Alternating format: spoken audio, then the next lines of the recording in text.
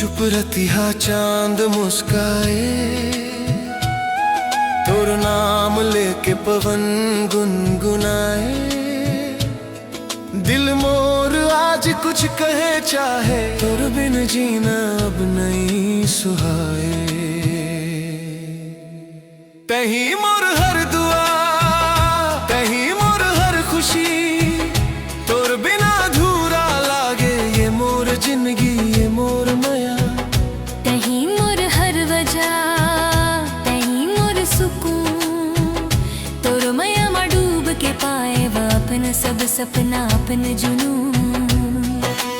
पहली नजर माँ दिल हार गे वो तो ला देखत सब भूल गे। तोर मुस्कान माँ बसे उजाला, अंधियार जिंदगी रोशन हो गे। तोर नाम लेके धड़के छाती, सांस सांस माते बस गे। तोर हाथ धर ले वो जो दिन डर सोच सब दूर भाग गए। तही मोर हर दुआ, तही मोर हर खुशी, तोर बिना अधूरा लागे ये मोर जिंदगी ये मोर माया।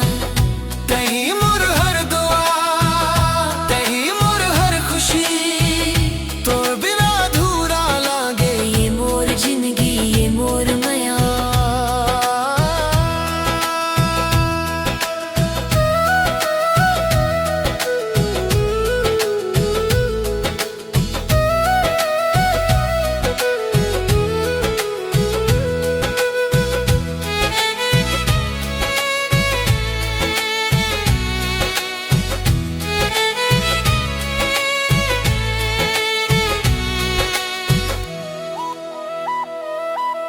रात रात सपना मां जात हस, नींद मोर गीत सुना थे।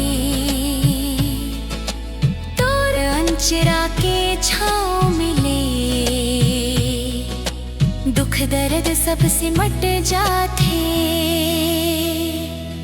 मैं लिखव तोला हर लम्हा, हर सुर हर आवाज माँ। तही बस हंस मोर दुनिया मोर हर एक अंदाज माँ। अगर माया कसूर आए तो एकर सजा मंजूर है। तोर संग जीना काफी है, ओ कछु नहीं चाही भरपूर है।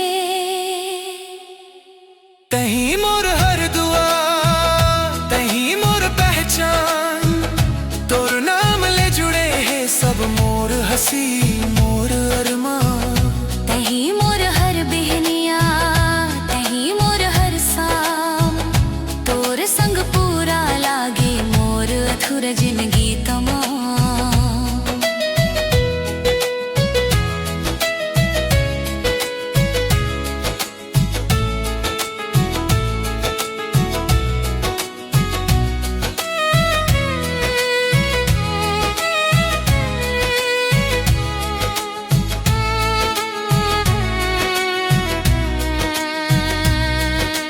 वक्त थम जाथे ओ पल माँ जब ते मोला देखे।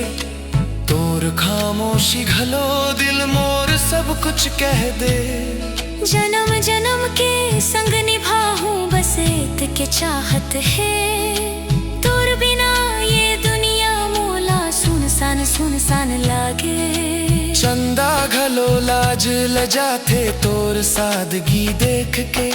माया खुद झुक जाथे तोर नाम जब ले वावे के।